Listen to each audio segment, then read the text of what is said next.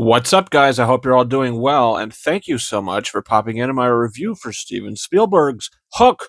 This film was released in 1991, and it was the follow up After Always, Spielberg's worst movie. And now that I'm doing this series of reviews for the Steven Spielberg films, I was looking forward to seeing this. And after seeing it, I can say that I don't think Hook is a great film.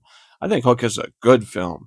This is a solid movie that has problems, but that's okay. And what this film basically plays as is like Tim Burton's Alice in Wonderland. This is a sequel that takes place years in the future, and you have a young adult Alice or an adult Peter, played by Robin Williams in this film, and he's a family man, and he's forgotten how to really live. He's just sort of like this Ebenezer Scrooge type of guy, and then once push comes to shove, and he's taken through the events of his life, by the end of the film, he has that sort of character arc. And I think Robin Williams has a similar character arc in this film. So obviously not as good of an arc as Ebenezer Scrooge, but even though I wasn't really emotionally invested. So you have Robin Williams playing the older Peter Pan. He forgets he's Peter Pan. He's been adopted. And now here we go with the Maggie Smith character. She is Wendy, Wendy Darling. And when she was younger, her and Peter Pan were in love and had that adventure. And now Peter got older and fell in love with Wendy's daughter, married the daughter, had kids with the daughter, and sort of forgotten about old Granny Wendy. And the film sort of picks up, and we're kind of seeing him come back and how they interact. And when the kids go up and go to bed, Hook wants his revenge. He comes in, he steals the children of Peter Pan, played by Dustin Hoffman, which makes, Robin Williams' character have to go to Neverland and remember. How does he do that? Well, he gets accompanied by Julia Roberts as Tinkerbell. And I think that she is trying in this movie.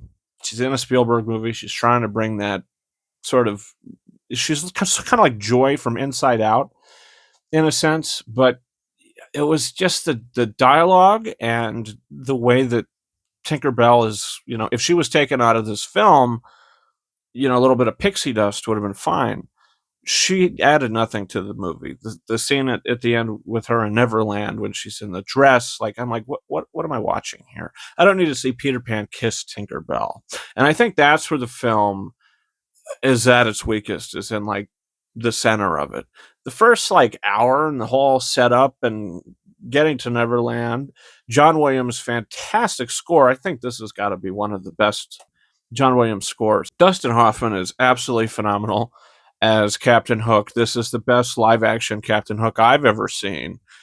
Jude Law in that live action Disney film they did a couple years ago. I don't know what in the world they were trying to do with that, but this is Captain Hook. And he was probably the standout of the movie for me. But it does sag to where, the kids get abducted, the daughter sort of disappears halfway through, and the son just has to be taken under the wing of Hook. So he's going to take his son. How can I get back at Peter Pan? I'm going to take his son. First, we attack his heart.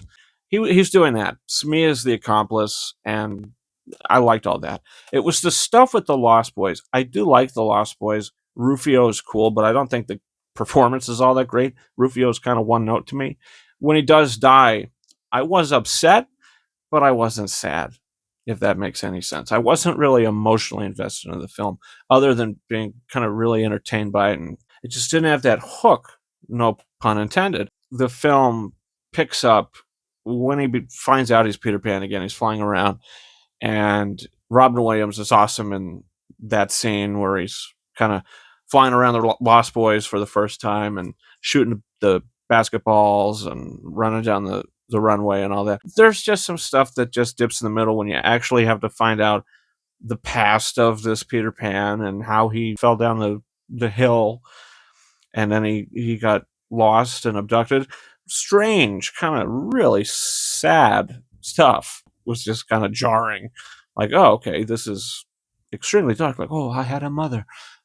All right, relax yourself now. But in the end of the day, Hook, a fun movie. I think that the sword fights are great. I think the production design is fantastic. The movie was nominated for multiple Oscars. Believe it or not, John Williams' score was not nominated.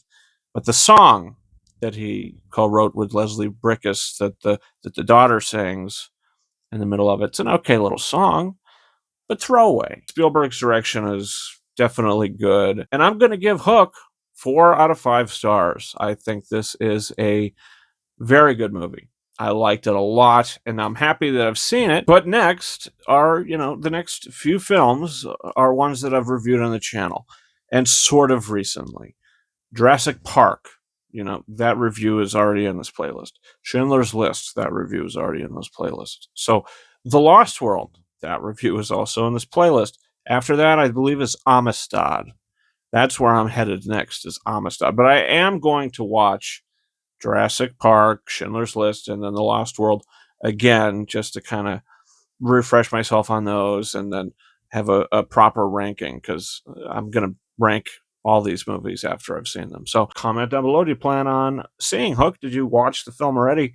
What's your thoughts on it? What's your favorite Robin Williams film? And reviews coming in the future. We've got Predator 2, Springsteen, Deliver Me From Nowhere, and Chris Stuckman's Shelby Oaks. You guys, you can follow me on Twitter and or X, Ranking72, and Instagram at King Arises 131. That's it for me. Thank you so much for watching my review for Hook, which I watched on a 4K Blu-ray, by the way. Had to get that in there.